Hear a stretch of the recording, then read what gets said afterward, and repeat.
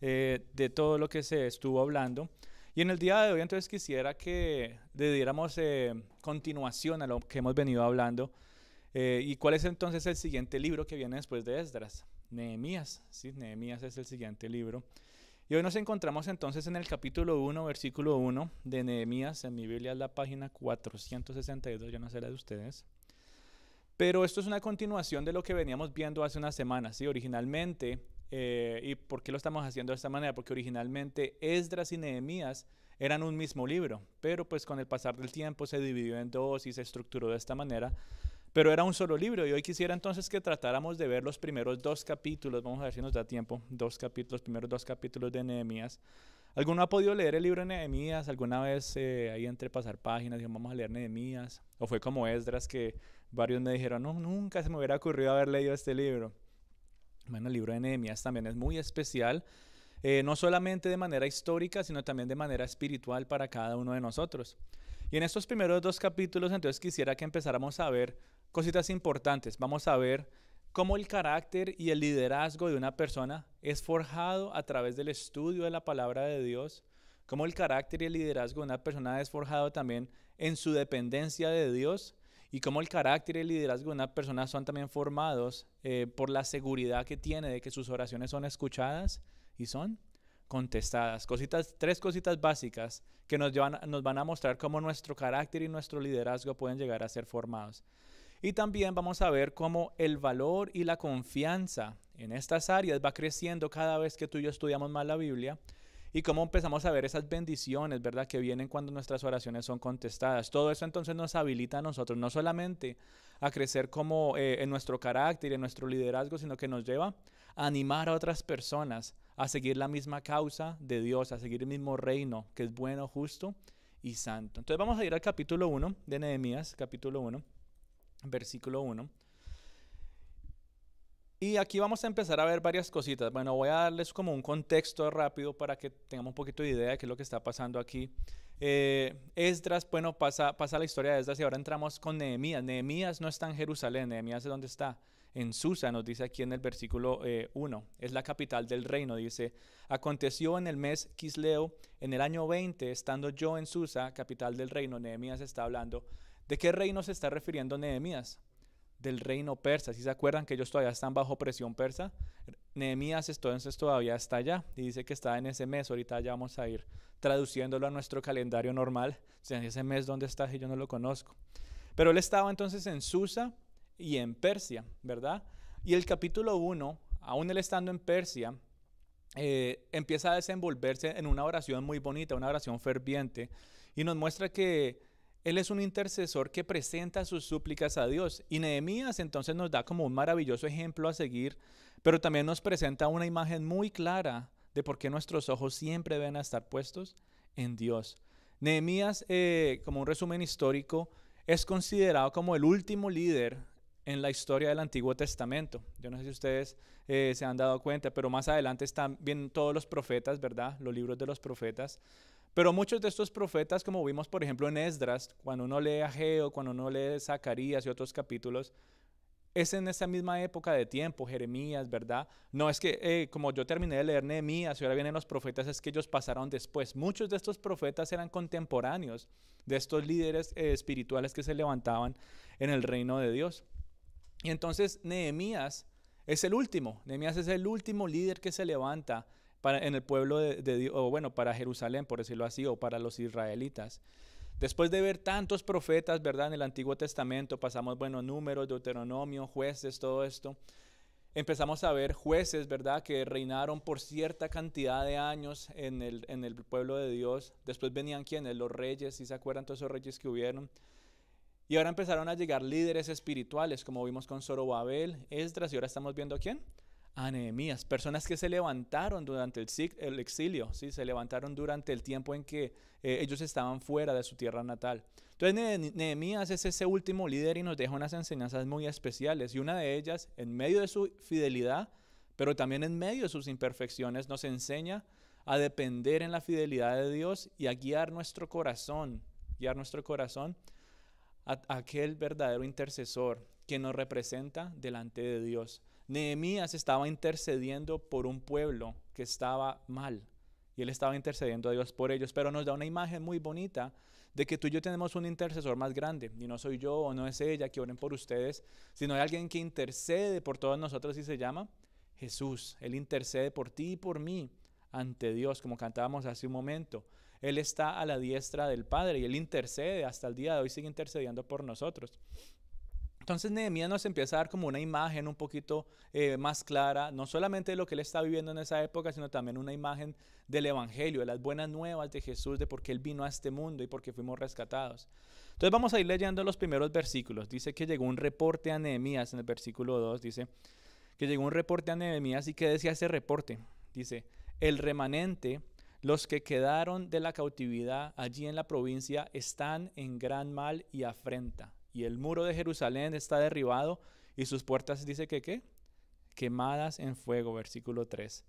Y Nehemías entonces responde ante este reporte de una manera muy específica. Dice en el versículo 4 que él se sentó y se puso a llorar, ¿sí? Él escuchó que Jerusalén estaba en ruinas, que la pared estaba completamente destruida. Y bueno, los que tenemos la oportunidad de ir unas semanitas, ustedes van a ver lo que queda de las murallas. Pero lo que vamos a ver nosotros, para nosotros puede llegar a ser ruinas.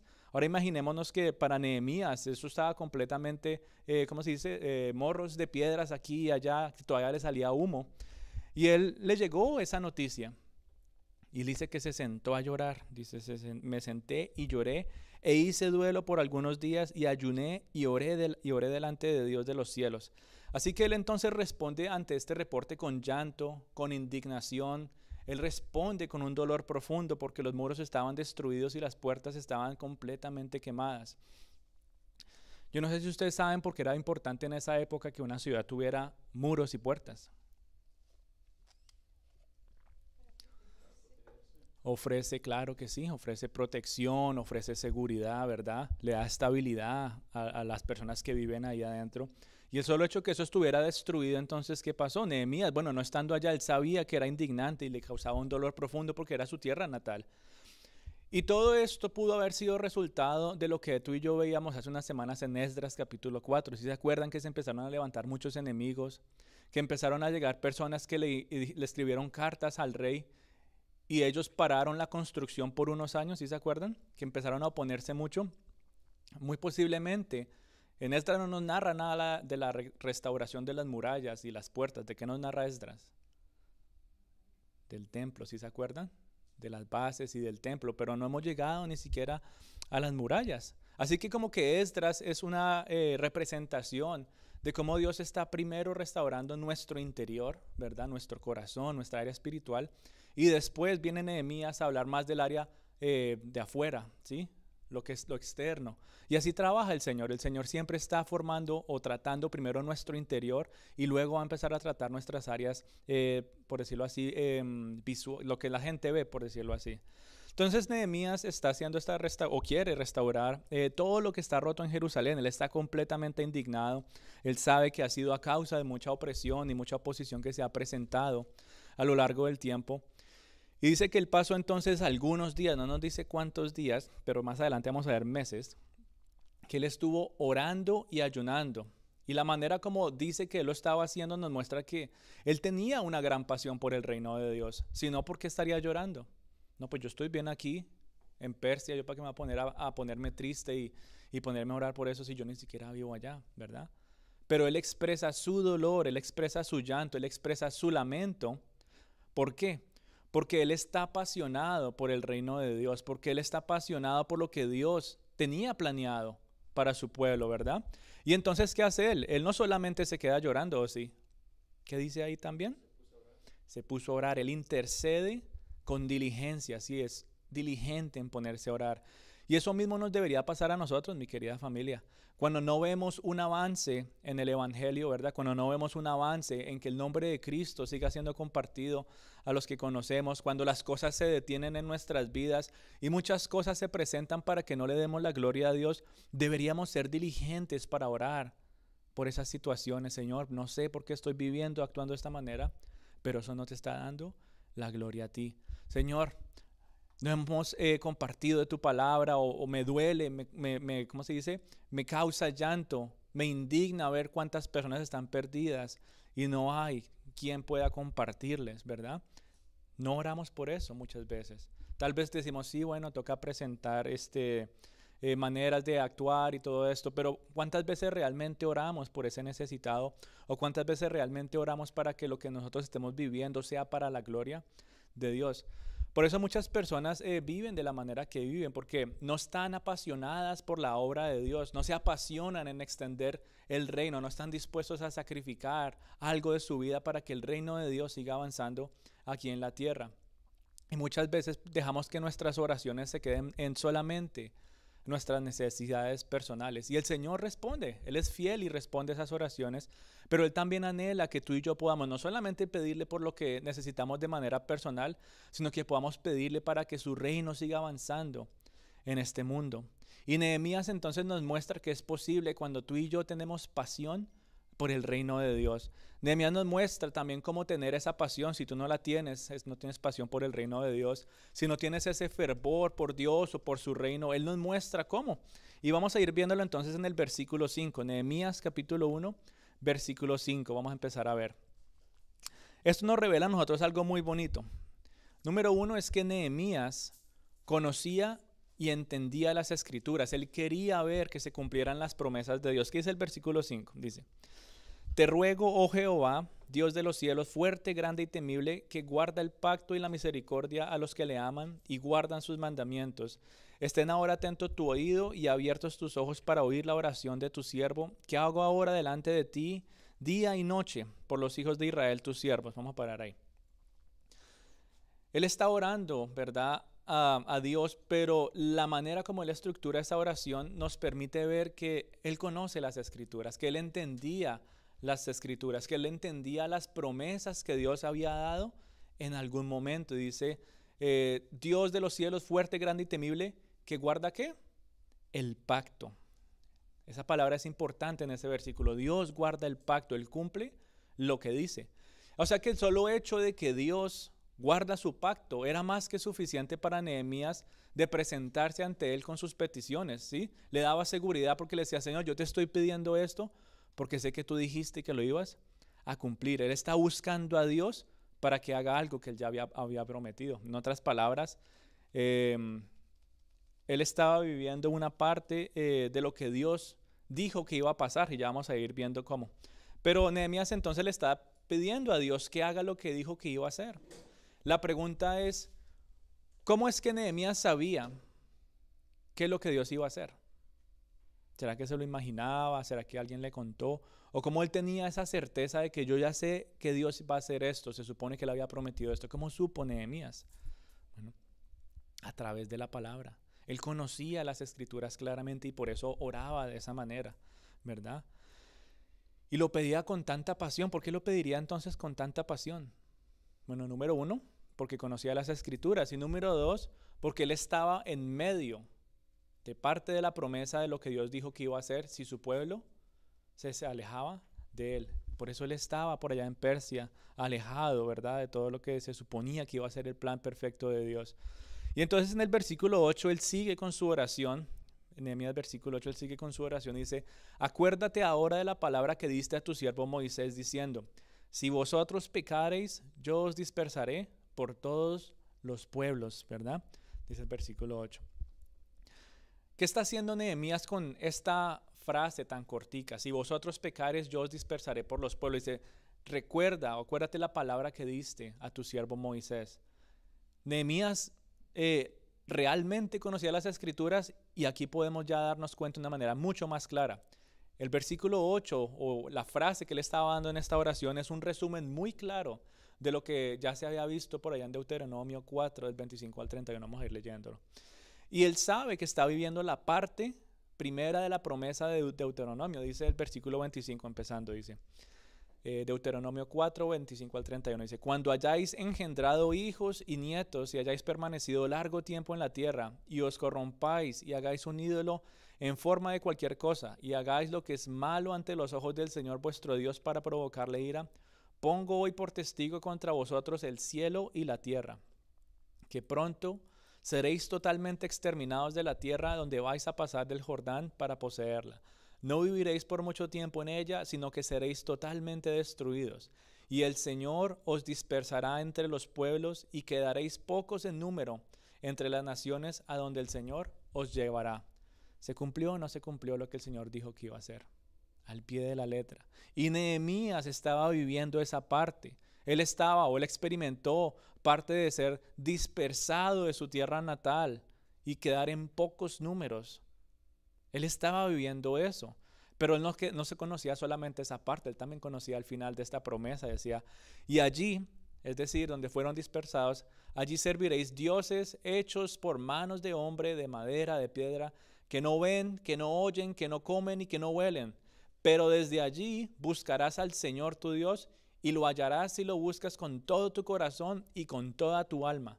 En los postreros días, cuando estés angustiado y todas estas cosas te sobrevengan, volverás al Señor tu Dios y escucharás su voz, pues el Señor tu Dios es Dios compasivo. Él no te abandonará, ni te destruirá, ni olvidará el pacto que Él juró a tus padres. Nehemías también conocía esa parte de la promesa y por eso en el versículo 8 él hace ese pequeño resumen, ¿verdad? Dice, si vosotros pecareis y yo os dispersare por los pueblos, versículo 9, pero si os volviereis a mí y guardareis mis mandamientos y los pusiereis por obra, aunque vuestra dispersión fuera hasta el extremo de los cielos, de allí os recogeré y os traeré al lugar que escogí para hacer habitar allí mi nombre. Así que Nehemías conoce las dos partes de esta promesa. Él estaba viviendo la primera parte y él también sabía qué necesitaba pasar para que la segunda parte de esta promesa empezara a ser hecha o se realizara. ¿Y qué era? Necesitaban arrepentirse y volver a Dios. Y es lo mismo que nos pasa a ti y a mí.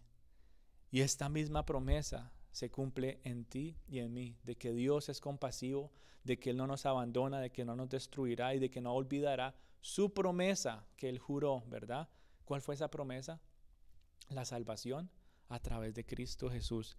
Por eso el versículo 9 del capítulo 1 de Nehemías es tan bonito, porque es una imagen del evangelio. Pero si os volvieres a mí y guardares mis mandamientos y los pusieres por obra, aunque vuestra dispersión fuere hasta el extremo de los cielos. Yo no sé de dónde tú has venido, yo no sé dónde te ha llevado la condición de vida alejada de Dios, pero por más lejos que tú estés, por más profundo que sea ese hoyo, de allá Dios te recogerá y te va a traer a un lugar para que su nombre habite allí. Tú y yo ahora somos entonces el templo del Espíritu Santo, pero no me voy a adelantar mucho, ya vamos a ver eso.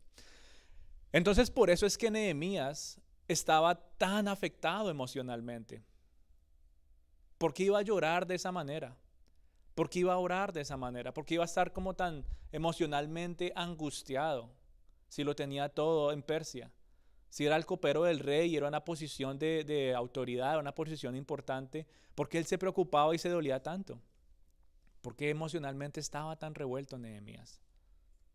¿Por qué estamos tan revueltos nosotros y por qué estamos tan emocionalmente afectados en todo lo que está en nuestras vidas? Porque conocemos la Biblia. Nehemías conocía la Biblia. Él sabía lo que estaba pasando. Y cuando tú estás angustiado, te sientes emocionalmente como muy, ¿cómo se dice? Overwhelmed. ¿Cómo se dice eso en español? Abrumado. ¿Qué pasa? ¿Cómo te sientes de esa manera? Porque conoces la Biblia y porque conoces lo que está pasando en tu familia, en tu trabajo, en tu alrededor. Yo conozco.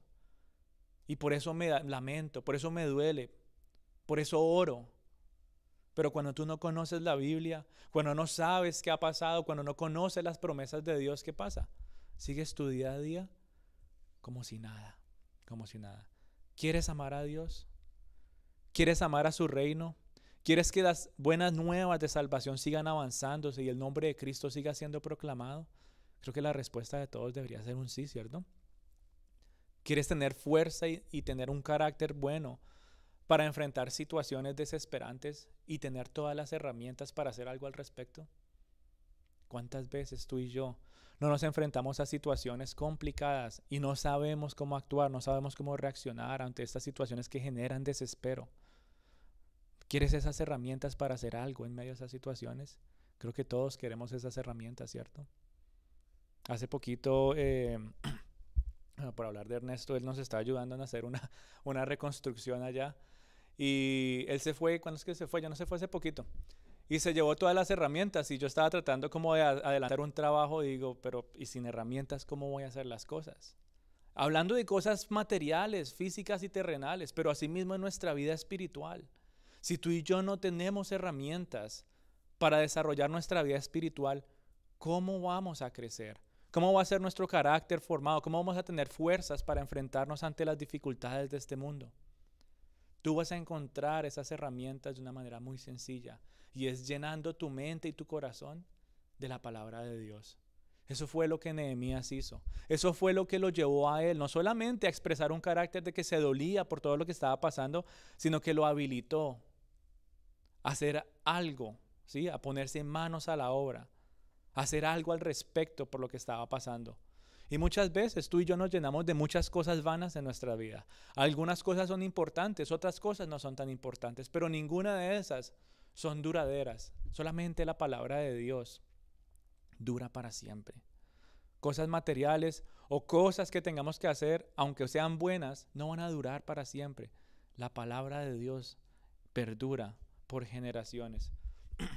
¿Cuántas personas, por dar un ejemplo, cuántas personas no están más interesadas, por ejemplo, en un equipo de deporte? ¿Sí? ¿A quién le gustan los deportes aquí? ¿No mucho? Hay muchas personas que se preocupan mucho por los deportes. Yo no sé si ustedes conocen personas que viven y respiran y todo es los deportes, ¿verdad? ¿Qué tal si fuera su preocupación por el evangelio o por los principios de Dios? Y curiosamente uno ve a estas personas y su identidad, su carácter se ve moldeado por el tiempo que pasan siguiendo a un equipo y no por la enseñanza de la palabra de Dios. Y tú entonces ya los ves actuando, hablando, vistiéndose de la misma manera como se visten, ni como hablan, ni como actúan los del equipo que ellos siguen. Yo no sé si ustedes han visto a los aficionados de fútbol. Bueno, cualquier otro deporte, pero sobre todo los aficionados de fútbol, ¿cómo se comportan ellos?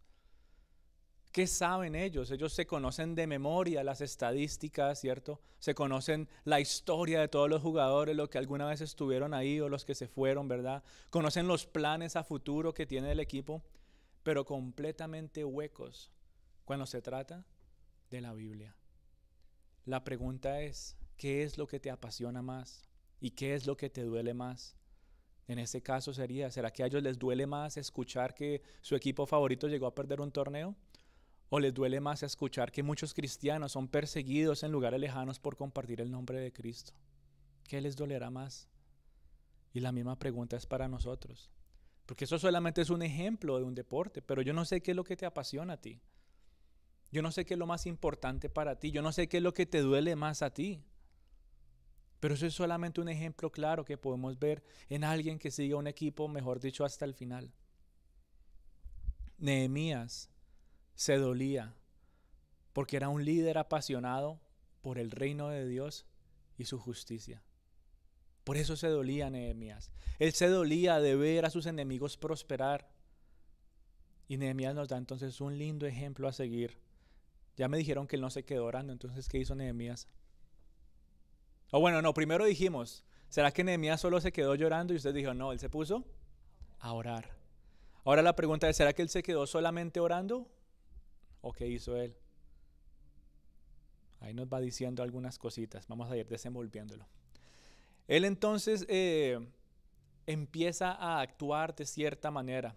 Y me gustaría enlazarlo con lo que vimos la semana pasada. ¿Sí se acuerdan cuáles son las dos partes del cristiano, los dos extremos del cristiano? Como hablamos la semana pasada. La comunión con Dios, la oración, la lectura de la Biblia, ¿verdad? Mi vida espiritual necesita estar en balance con mi servicio, con lo que tengo que hacer, con poder decir manos a la obra. Nehemías es un claro ejemplo de ese balance. Y después de lamentarse, después de orar, después de recordar las escrituras, meditar, ¿verdad? Después de limpiar las lágrimas de sus ojos, él empieza a actuar diligentemente y le pide ayuda a Dios. Y el capítulo 1 entonces cierra con Nehemías pidiéndole algo a Dios, y es que le dé gracia delante del rey Artajerjes y que le conceda éxito, ¿verdad? En ese momento no nos dice qué es lo que Nehemías tenía planeado, pero sabemos que tenía algo en mente, ¿sí o no? ¿O será que nosotros nos mandamos, en Colombia dicen, se manda uno a la loca y cuando le hacen la pregunta, yo no sé, yo no pensé? ¿O será que Nehemías tenía un plan en su cabeza de cómo iba a hacer todas estas cosas? Primero que él estaba dependiendo de Dios, él estaba orando, ¿verdad? Él tenía una pasión especial en su corazón para devolverse a Jerusalén. Pero no nos han mostrado nada de lo que él tenía planeado. Y en el capítulo 2 vamos a ir desenvolviéndolo poco a poco. Pero entonces vemos que Nehemías era el copero del rey. ¿Sí saben qué es el copero del rey? ¿Qué hacía esta persona? Bueno, primero que era una posición oficial y era una posición importante. En las películas y en la historia común, ¿verdad? Lo muestran más como un chiste, como la persona que el rey le dice, vea cómo hace esto y si se murió, pues se murió. Lo muestran solamente como en comedia. Esa es la persona que tiene que probar algo para que el rey no sea envenenado o algo así. Pero realmente el copero del rey tenía una tarea muy difícil. Y él tenía que hacer todos los preparativos y era una persona muy confiable para el rey. No es que mandaran a cualquier persona y dijeran, bueno, usted hoy va a comer a ver si se muere o no el rey. Y si entonces no se muere usted, entonces es que la comida está bien. No escogían a cualquiera.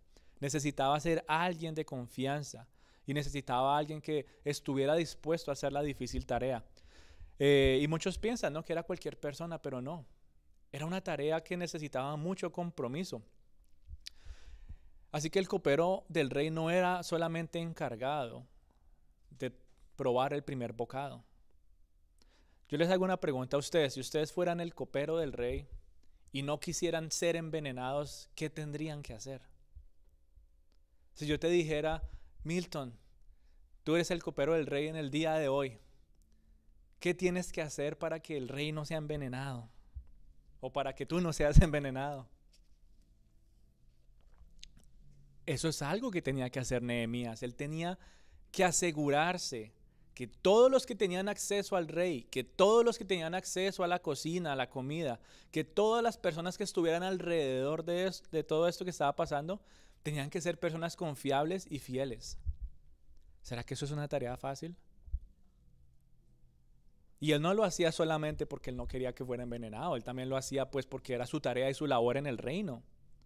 Así que en medio de todas las responsabilidades, porque imagínense cuántas personas deberían estar allá en la cocina, todo esto, pero imagínense todas las responsabilidades que Nehemías tenía en ese momento, con todas las tareas que tenía como copero del rey, con toda la influencia que tenía en el reino de Persia y con todas las preocupaciones del mundo, porque Persia ya estaba empezando a ser afectado por otros reinos, bueno, ya históricamente hablando, con todas estas preocupaciones, afanes, tareas y responsabilidades que él tenía, Nehemías conocía la Biblia y su mayor preocupación no era si iba a ser envenenado o no.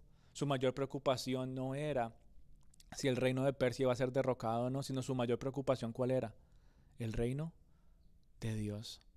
Yo no creo que Nehemías hubiera estado como muy ocupado para estudiar la Biblia o siquiera orar algunos minutos. En medio de todo lo que Nehemías tenía que hacer, y ya vimos que es harto, cuando tú te pones a pensar hasta qué extremo debería llegar uno para tratar de evitar que el rey fuera envenenado. En medio de todo esto, él sacó tiempo para buscar la palabra de Dios. Él sacó tiempo para orar porque él quería y porque entendía la importancia de ese estilo de vida. Y vemos que lo hizo porque nos muestra un carácter de una persona que vive de esa manera. Lo vemos porque reacciona como alguien que vive de esa manera. Esas noticias que él recibió en el versículo 2 del capítulo 1 nos revelan su carácter. Él recibió esas noticias y él ¿qué? Se sentó, lloró, hizo duelo, oró y ahora vemos que estuvo planeando algo. Así, mi querida familia, que la palabra de Dios forma nuestro carácter. No las cosas duras del mundo, no las dificultades. Tal vez eso nos enseñe o nos dé experiencia en algunas cosas, pero eso no va a formar nuestro carácter. El mundo te va a dar a ti duras experiencias y duras lecciones. Las personas que te rodean y todo lo que tú vives en el día a día te van a golpear duro y tú tal vez vas a levantarte un poquito más fuerte. Pero eso no va a formar tu carácter. Tu carácter lo forma la palabra de Dios. Y ese mismo carácter que es formado a través de la palabra de Dios también te lleva a ti o te anima a empezar a liderar. ¿Cuántos de ustedes no anhelan ser líderes eficaces en el ministerio, en sus hogares, en sus trabajos?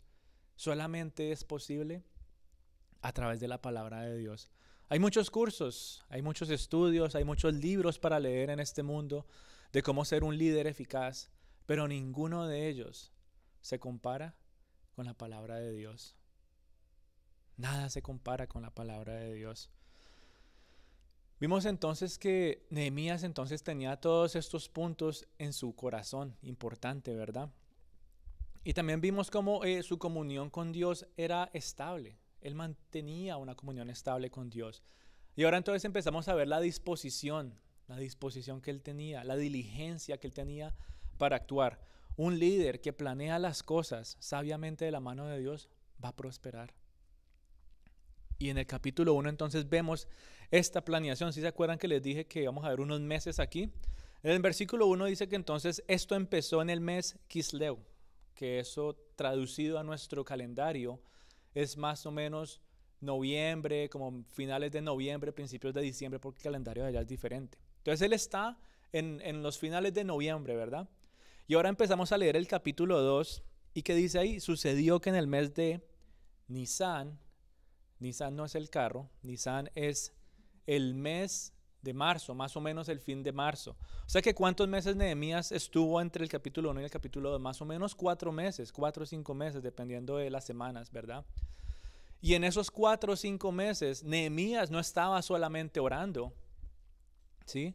Él no estaba solamente orando, sino que se estaba preparando. Y vemos cómo en el capítulo 2 nos muestra todo lo que él estuvo preparando, ¿verdad? Él entonces tiene una conversación con el rey. En el capítulo 2 él tiene una conversación muy curiosa con el rey.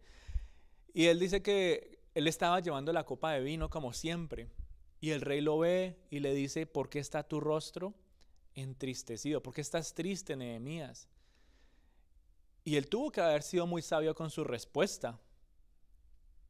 Pudo haber estado triste por muchas otras cosas y la manera como le hubiera presentado eso al rey hubiera sido causa también tal vez de ser expulsado de la presencia del rey. Pero él con humildad y con sabiduría contesta y le dice que es la condición de su ciudad lo que lo mantiene triste. Aquí dice, versículo 3, ¿cómo no estará triste mi rostro cuando la ciudad, casa de los sepulcros de mis padres, está desierta y sus puertas consumidas por el fuego? Me dijo el rey, ¿qué cosa pides? Ahí vamos a ver otra cosa importante para ir deteniéndonos un poquito.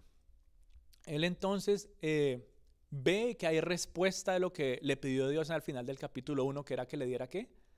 Gracia ante el rey.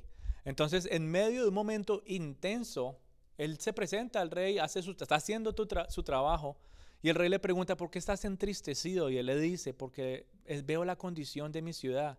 Y en medio de ese momento tan intenso y en medio de todos los pensamientos que pudo haber tenido, ¿dónde puso sus ojos Nehemías? En Dios. Porque aquí le pregunta el rey, ¿qué cosa me pides? Y en vez de contestar de una vez, ¿qué dice que hizo Nehemías? Entonces oré al Dios de los cielos y le dije al rey, si le place al rey y tu siervo ha hallado gracia delante de ti, envíame a Judá, la ciudad de los sepulcros de mis padres, y la reedificaré. Qué bonito ver la confianza y la seguridad que Nehemías tuvo después de pasar unos segundos orando antes de contestarle al rey. ¿Cuántas veces tú y yo oramos antes de dar una respuesta? O contestamos radicalmente y contestamos sin pensarlo 2 veces, ¿verdad? Él entonces pasó 4 meses pensando qué iba a decir, planeando, ¿verdad? Él no sabía qué iba a hacer en ese momento, pero él estaba planeando algo. Y vemos entonces que aquí es donde se empieza a ver realmente la preparación que Nehemías se tomó. Y la pregunta del versículo 6 es importantísima. En el versículo 6 el rey le pregunta a Nehemías, dice que estaba con la reina y dice, ¿cuánto tiempo durará tu viaje y cuándo volverás? Le hizo esa pregunta a Nehemías. ¿Qué hubiera contestado él? No, yo no sé. De pronto unos meses, unas semanas o ¿cómo es esa otra respuesta? No, yo le aviso más o menos cuando esté terminando y ya entonces calcule 2 o 3 días de viaje y llego. Muchas veces respondemos de esa manera. Pero Nehemías pasó 4 meses planeando cuánto se iba a demorar para llegar a Jerusalén, que más o menos son 6 meses a pie, desde Persia hasta Jerusalén. ¿Cuánto tiempo se iba a demorar buscando a las personas para reedificar? ¿Cuánto tiempo se iba a demorar la obra? ¿Cuánto tiempo se iba a demorar volviendo nuevamente a Persia? Y él contesta con seguridad, dice aquí, eh, ¿cuánto durará tu viaje y cuándo volverás? Y agradó al rey enviarme después de que yo le señalé tiempo. No nos dice aquí cuánto tiempo, pero lo que le contestó al rey, él supo inmediatamente, ok, bueno, vaya. Él ya lo tenía todo planeado. Y eso agradó al rey. Nuevamente, respuesta a la oración de Dios. Gracia ante este hombre. Pero como si fuera poco, Nehemías en esos 4 meses no planeó solamente el viaje de ida y de vuelta, no planeó solamente la construcción y todo eso, sino que también planeó incluso los materiales, también planeó la oposición que se iba a levantar, él ya sabía. Y como si eso fuera poco, entonces vemos que ahora él sabe que va a haber oposición, él sabe que necesita prepararse más. Y dice aquí, además dije al rey, además, o sea, imagínese la seguridad que Nehemías tenía en ese momento. Si le place al rey, que se me den cartas para los gobernadores al otro lado del río, para que me franqueen el paso hasta que llegue a Judá. O sea, ya sabía que iba a haber dificultad en ese camino. Y él planeó y le pidió ¿qué? Cartas. Esdras, ¿sí se acuerdan lo que hizo? Él le dio vergüenza preguntarle al rey y dijo que él oró. Y Dios contestó su oración y lo llevó sano y salvo al otro lado. Nehemías actúa de una manera diferente. Ninguna de las dos es una manera mala de actuar. Fue la manera como ellos estaban dependiendo de Dios. Y dice entonces que él pide estas cartas, ¿verdad? Y dice, versículo 8, y carta para Asaf, guarda del bosque del rey, para que me dé madera para enmaderar las puertas del palacio de la casa y para el muro de la ciudad y la casa en la que yo estaré. Y me lo concedió el rey según, ¿la qué? La benéfica mano de Dios. Esa palabra se ha repetido mucho en estos 2 libros, ¿sí se acuerdan? La buena mano de Dios.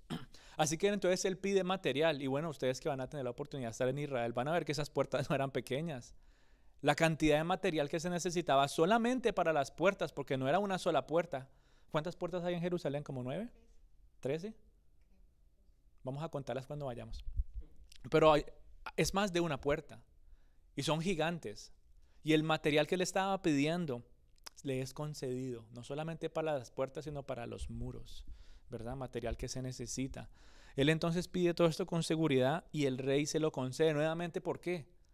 Porque él ya había planeado. Aquí no nos dan todos los detalles, pero él le dice al rey, necesito una carta que me den el material. Y él le dice, ¿y cuánto material necesita? ¿Qué iría a responder Nehemías? No sé. Entonces vaya y yo no le puedo dar nada porque si no sabe. Pero él tenía la seguridad, un líder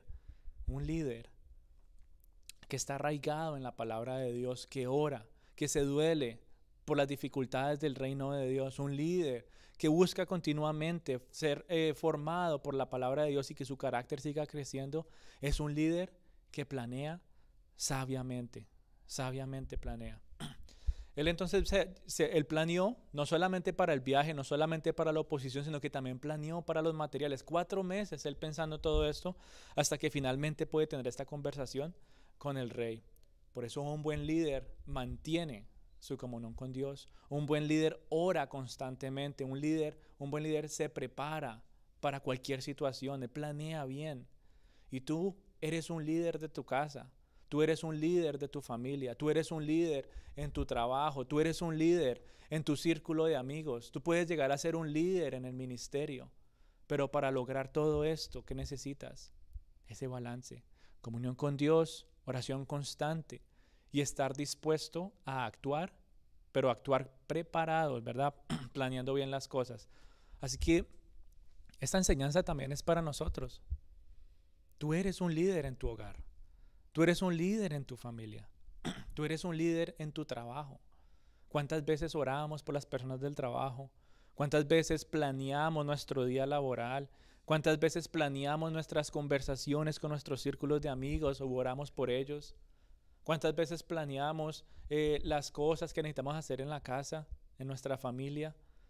¿O simplemente actuamos, ¿cómo se dice eso? En automático. Ya es mi hábito, ya esto es lo que yo hago todos los días.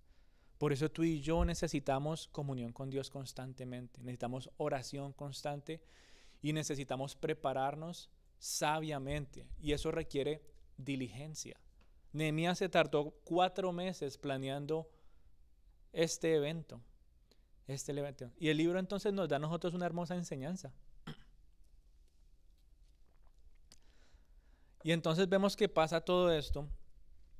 Y el capítulo 2 entonces empieza a concluir con unas palabras que yo espero que ya estén atesoradas en nuestro corazón. En el versículo 18 nos dice: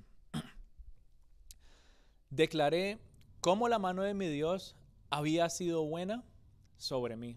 Nuevamente, la mano de Dios, la buena mano de Dios. Y él estaba declarando eso a las personas de Jerusalén, porque ya entonces él había llegado a Jerusalén y veía cómo estaban las cosas. Dice que él fue, que eso estaba todo completamente en ruinas. Él tenía un plan en mente, pero él todavía no se lo compartió a nadie. Dice que él se fue en caballo. No llevó a nada más, solamente su caballo, y empezó a dar las vueltas por todo lado a ver qué necesitaba. Yo me imagino allá él apuntando en una piedra, yo que sé dónde escribían en esa época. Necesito esto, necesito esto, necesito esto. Dolido de ver tal vez el humo también salir. No me acuerdo, creo que es en Nehemías 4 que habla de que las zorrillas saltaban encima de las piedras. O sea, eso estaba completamente acabado.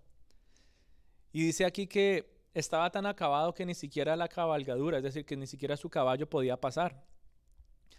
Y él dice que entonces fue de noche, ¿verdad? Y dio la vuelta a la ciudad y entró después a pie por la puerta del valle y me volví, dice, o sea, él volvió a donde estaban las otras personas. Y dice que ni los sacerdotes, ni los oficiales, ni los judíos, ni los nobles, nadie sabía qué es lo que Nehemías estaba haciendo. Él no le había contado la obra y el plan que él tenía a nadie. ¿Por qué? Porque él estaba inspeccionando todo. Él estaba planeando, él se estaba preparando. Y finalmente entonces en el versículo 17, él como que los reúne a todos y ya como que, no es que les llame la atención, sino que los anima. Él les recuerda las promesas de Dios y los anima. Un líder anima a las personas a actuar, ¿verdad? Dice, vosotros veis el mal en el que estamos, le dice Nehemías a las personas. ¿Cuánto tiempo llevaban ellos ya viviendo allá? No me acuerdo exactamente cuánto tiempo ha pasado entre el final de Esdras y Nehemías, pero han pasado varios meses. Hay un templo construido, pero el resto está completamente todo ¿qué? En ruinas. Y él les dice, vosotros veis el mal en el que estamos. Fuertes palabras para las personas que estaban viviendo allá. Como que ellos ya estaban o asustados o cómodos, una de las dos, pero no habían hecho nada al respecto. Y dice, veis el mal en el que estamos, que Jerusalén está desierta y sus puertas consumidas por el fuego. Venid y edifiquemos el muro de Jerusalén y no estemos más en oprobio. Bueno, ¿qué es eso del oprobio? Es vergüenza, es como una deshonra pública. Y él entonces está animando a las personas a reconstruir, a hacer algo al respecto. ¿Por qué? Porque ¿cómo era posible que esta hermosa ciudad estuviera en ruinas, verdad? Y él entonces les dice o los anima, no con sus propias palabras, sino con las promesas de Dios. Entonces les declaré cómo la mano de Dios había sido buena sobre mí y asimismo las palabras que el rey me había dicho. Y dijeron, levantémonos y edifiquemos. Y así esforzaron sus manos para bien. La palabra de Dios anima, la palabra de Dios lleva a los líderes a ser personas eficaces que apunten a las otras personas a también ponerse manos a la obra. Nuevamente, se aplica para nosotros, en nuestra familia, en nuestro ministerio, en nuestra vida laboral, en medio de nuestros amigos. La palabra de Dios nos anima y nos lleva a guiarlos a ellos ¿a qué? A actuar. ¿Por qué? Porque tú has visto la mano de Dios, has visto la buena mano de Dios, has visto su misericordia. A eso es lo que se refiere cuando tú y yo escuchamos y vemos en la Biblia la palabra la mano de Dios. ¿A qué se refiere? A su poder, a su benevolencia, a su misericordia, a su favor, al amor de Dios, a su gracia, a su sustento. Y esa misma mano de Dios es la misma que liberó a Israel de Egipto. Y es la misma mano de Dios que liberó a su pueblo de Babilonia. Y es la misma mano de Dios que llevó a su pueblo a ser restaurado. Y es la misma mano que nos libera a cada uno de nosotros y nos restaura. Y dice que entonces cuando él llegó a Jerusalén, él siguió planeando. Él hizo todo esto, ¿verdad? Y como no podía llegar en su caballo, entonces él después habla con estas personas. Ya todos entonces están animados. ¿Por qué? Porque entendieron el principio bíblico, ¿verdad? Pero también porque ya no querían ver a su ciudad en oprobio, ya no querían ver a su ciudad en vergüenza, en deshonra pública. Y eso los anima también a ellos a hacer algo al respecto. Tu familia está destruida, tu trabajo está destruido, tu vida personal está destruida. ¿Será que eso no te anima a ti para hacer algo al respecto? Es una vergüenza mi vida, es una vergüenza mi familia, es una vergüenza todo lo que pasa en mi lugar de trabajo, es una vergüenza lo que está pasando en mi círculo de amigos, es una deshonra pública. ¿Será que eso no nos anima a nosotros para hacer algo al respecto? Eso pasó en ese momento. Ellos estaban pasando una vergüenza de tener las murallas y las puertas completamente destruidas. Y así, como eso estaba destruido, ¿verdad? Podríamos decir que el nombre de Dios estaba en juego en Jerusalén. Si todos decían que Dios era el Dios de Israel, ¿verdad? Y si los demás o las otras naciones veían a Jerusalén completamente destruidas, ¿qué llegarían a pensar entonces de Dios?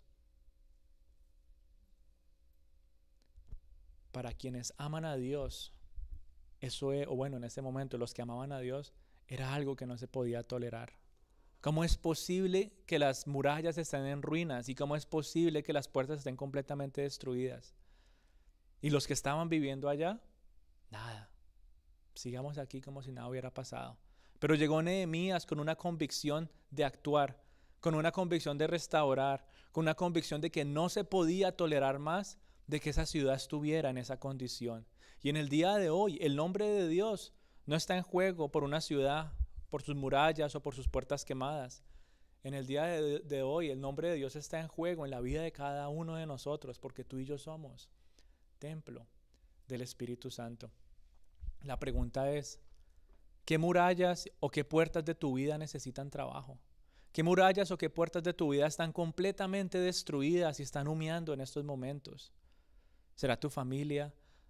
¿Serán tus hijos? ¿Serán tus ojos o tus oídos que necesitan atención porque estás permitiendo que muchas otras cosas entren que no deben estar allí?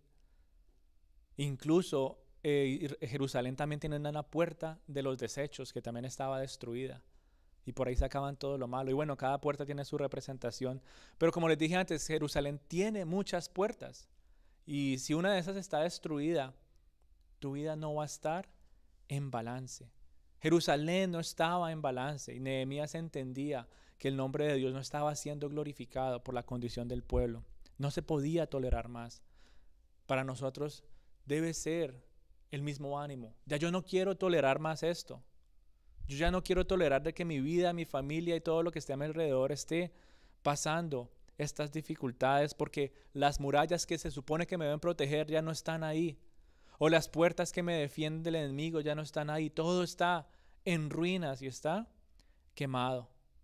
No sé qué área de tu vida se encuentre como Jerusalén se encontraba en esos momentos.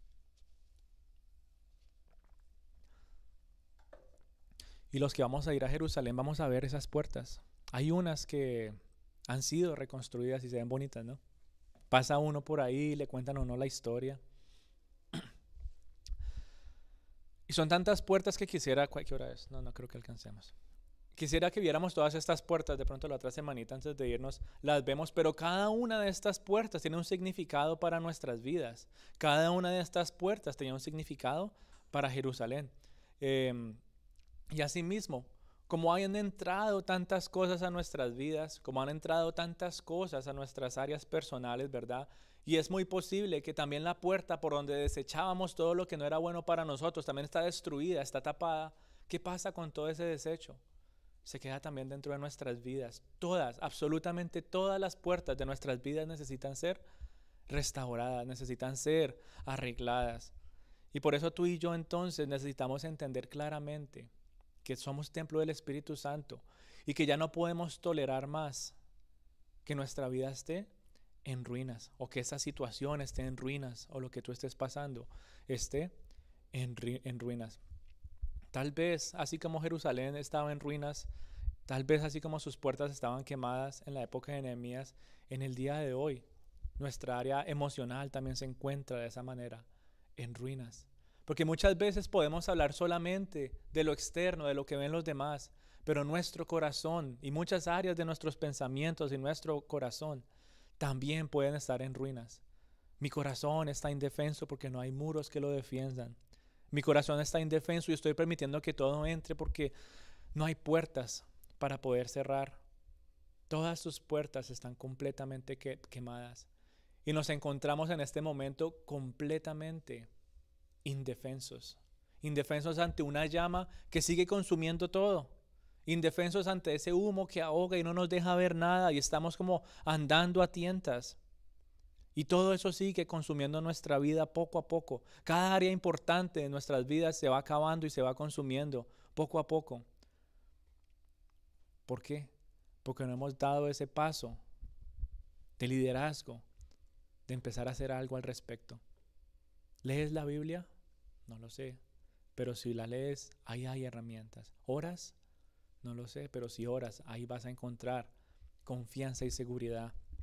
Y todo esto te va a dar a ti esas herramientas de las cuales hablamos antes para ser efectivo y para actuar en esta situación que estás viviendo. El mensaje que tú necesitas escuchar en el día de hoy es que existe un líder más grande que Nehemías. Y no soy yo, no es la iglesia, no son los pastores del Senti, ¿sí? Aunque te podemos guiar y aunque te podemos ayudar, el único que puede restaurar las murallas de tu vida y de tu corazón y de tu familia, el único que puede restaurar esas puertas y apagar el incendio que hay en tu vida y aclarar el humo y traer claridad y paz a tu corazón, es Jesús. Nehemías es una representación de aquel líder excelso y perfecto que iba a llegar en algún momento. Jesús es un líder mejor que Nehemías, y aunque Nehemías parece increíble, ¿cierto? Una persona, wow, increíble el estilo de vida de este hombre, la dedicación, la convicción, aunque nos dé a nosotros como aires de adorarles y wow, mira, increíble esta persona, todo lo que hizo, simplemente es una imagen muy pequeñita de lo que Jesús llegaría a hacer en nuestras vidas. Así que si Nehemías te impresiona, Jesús va a ser un boom en tu corazón y en tu vida completamente. Si Nehemías te impresiona por su manera de actuar, su carácter, su disposición, su planeación, imagínate ahora Jesús, que fue, ¿cómo se dice? No se puede medir lo más grande que Jesús es a Nehemías. Él es el líder que tú y yo necesitamos en nuestros corazones. Y Él es el líder que nos va a enseñar a nosotros a liderar también en cada una de nuestras áreas. ¿Para qué? Para que así como vivió Nehemías en la época de Jerusalén destruida, así mismo tú y yo podamos ser agentes de cambio en lo que está pasando a nuestro alrededor. Pero todo empieza cuando ponemos nuestros ojos en Dios. Todo empieza cuando ponemos nuestro corazón en Cristo. Él es el único y existe. Él es el único que nos puede rescatar del peligro que enfrentamos por no tener nuestras vidas expuestas sin muros y sin puertas. Y no sé si en este día tú te encuentras viviendo esos peligros. No sé si no hay muros ni puertas en tu vida y hoy te encuentras en desespero, en frustración, en dolor, porque no hay alguien que pueda reconstruir eso. O porque está allá y tal vez lo ves allá de lejos y ese es el Señor y yo voy a la iglesia y de vez en cuando yo le pido. Pero no sé cuántas veces realmente dispones en medio de tus tareas, en medio de tus preocupaciones, en medio de las cosas que parecieran ser importantes en este mundo. ¿Cuánto más les das importancia al Señor y cuánto más buscas de su mano restauradora?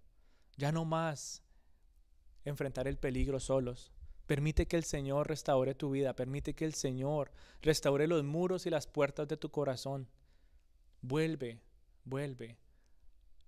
a los pies del Maestro.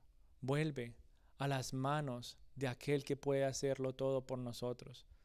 Al taller del Maestro, dice la canción, ¿sí se acuerdan?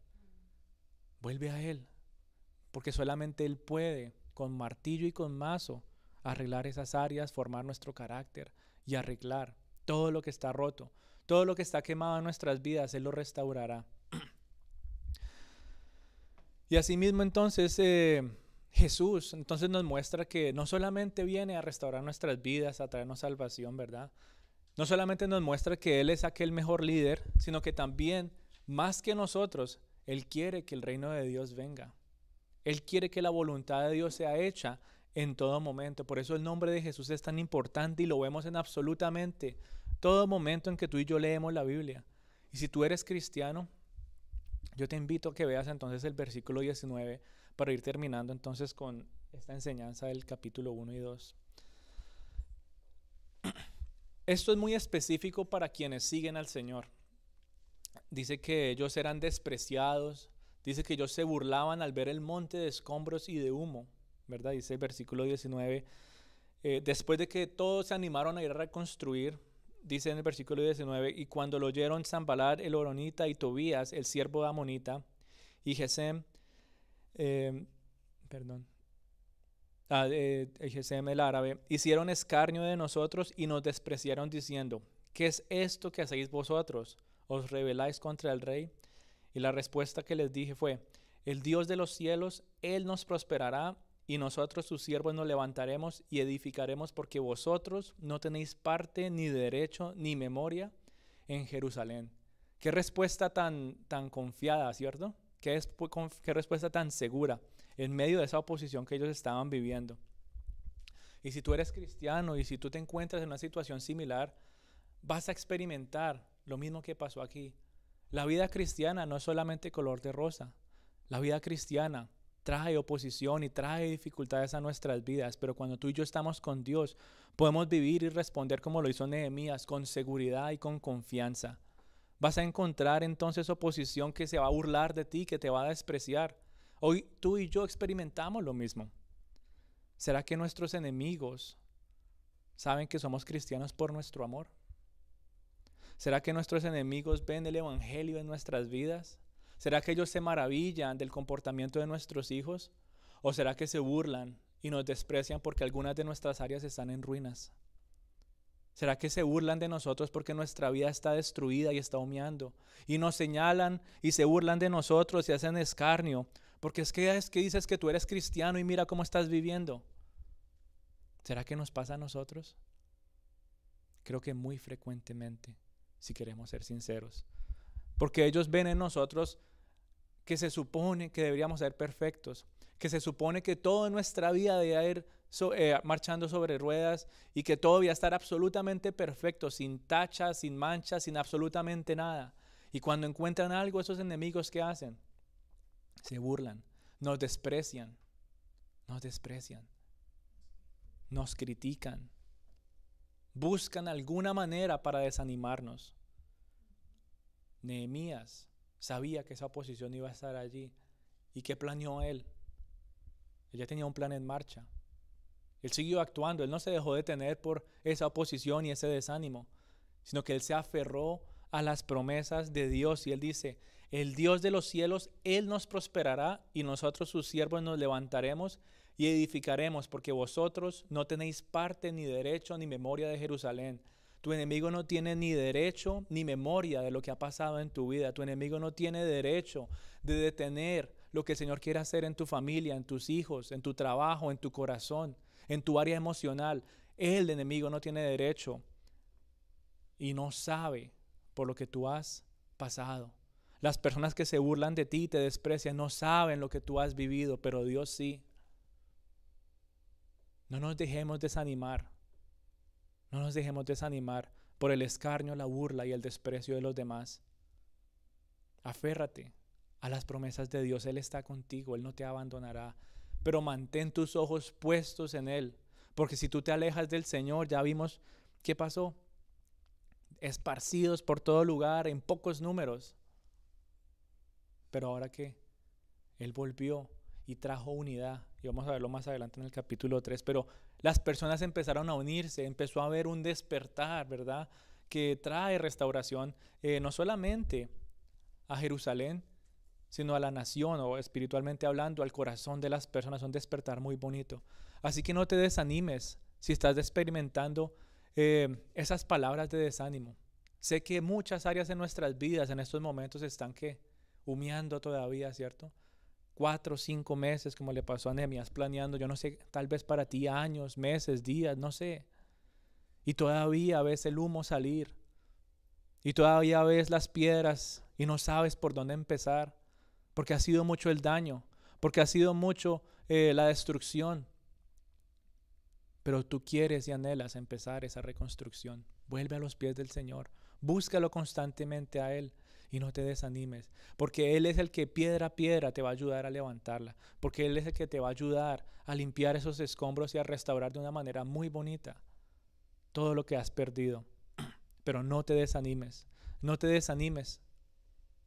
Jesús es la única respuesta, nadie más. Las personas, por más que te quieran ayudar, créeme que en algún momento, también siendo imperfectos, no te van a saber guiar. El único que lo puede hacer es el Señor. Así se sigan burlando. Recuerda esas palabras. Tú no tienes ni derecho ni memoria de lo que ha pasado en mi vida. Tú no tienes derecho ni memoria de lo que está pasando en mi interior. Solamente Dios. Y solamente Dios puede restaurarlo. Así que, mi querida familia, vemos que sí es posible ver una restauración. Hace unos días tuve una linda noticia de ver a un pastor que yo llegué a admirar mucho. Era de otra iglesia. Y este personaje era una persona que yo veía y aprendí tanto de él. Y en un momento nos fuimos de la iglesia y vinimos nuevamente al Senti.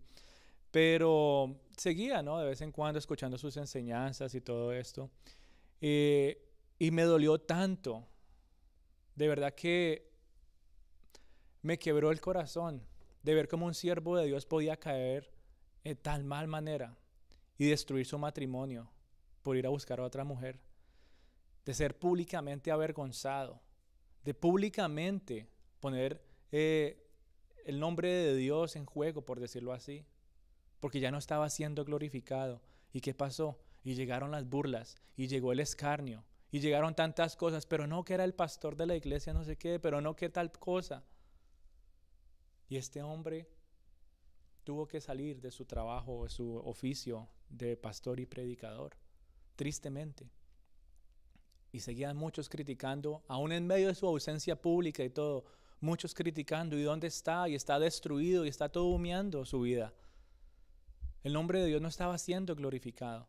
Pero qué bonito fue hace unos días poder ver un hermoso testimonio de saber de que su matrimonio ha sido restaurado, de que el Señor ha actuado en su vida y ha traído, y todavía está siendo reconstruido en muchas áreas, pero ver que la mano de Dios es fiel para todos aquellos que lo buscan. En el día de hoy, las puertas de su matrimonio, de su familia, están siendo reconstruidas, las murallas están siendo reconstruidas, y eso solamente en la vida de una persona. Tal vez tú no lo conozcas y no te importe, pero pasó en la Biblia, en muchas personas, y específicamente aquí Nehemías nos habla también de un lugar. Que esa sea tu confianza y tu seguridad de que Dios puede hacer lo imposible. Así como le pasó a alguien que no conoces, así como pasa una y otra vez en la Biblia, así mismo puede pasar en nuestras vidas. Y quisiera entonces cerrar con las palabras de Nehemías diciendo en el versículo 19, vamos a reconstruir las murallas para que no estemos más en desgracia. Ya no más. Perdón, es el capítulo 10, el versículo 10. No. Pero dice, vamos a reconstruir las murallas para que ya no estemos más en desgracia. El versículo 17. Ya no estemos más en vergüenza, que ya no estemos más en deshonra pública. Vamos a reconstruir las murallas. Si tú quieres reconstruir esas murallas de tu vida y empezar en el día de hoy, porque no vas a terminar en el día de hoy. ¿O será que sí? Yo no sé cuán desquebrajada esté tu vida y tu corazón, pero esa tarea no se termina en un día. Pero comprométete con el Señor y dile, Señor, que hoy sea el inicio de hermosas bendiciones, porque yo no quiero estar en vergüenza y en deshonra pública. Ya no quiero más estar que me estén señalando y se estén burlando de mí, porque mi vida está destruida. Hoy, Señor, quiero que tú me ayudes a reconstruir las murallas de mi vida y puedas remangarte las manos de tu corazón y decir, Señor, estoy dispuesto, manos a la obra. Quiero tener ese balance y quiero disfrutar de las bendiciones de ese balance. A pesar de la oposición, a pesar de la burla, aférrate a las promesas de Dios. Que el versículo 20 sea un ancla para tu vida. El Dios de los cielos, Él me prosperará y yo soy un siervo del Señor que me levantaré y edificaré junto con Él. Que esa sea nuestra oración en el día de hoy, que esa sea nuestra ancla y nuestra seguridad y podamos entonces seguir disfrutando, ¿no? de de la presencia de Dios en nuestras vidas. Y es entonces, mi querida familia, la motivación del día de hoy y lo que la palabra de Dios tiene para nosotros en Nehemías capítulo 1 y capítulo 2. Así que vamos a orar, vamos a entregarle este tiempo al Señor, que sea Él entonces formando en nuestras vidas un carácter hermoso. Padre Santo, te queremos dar gracias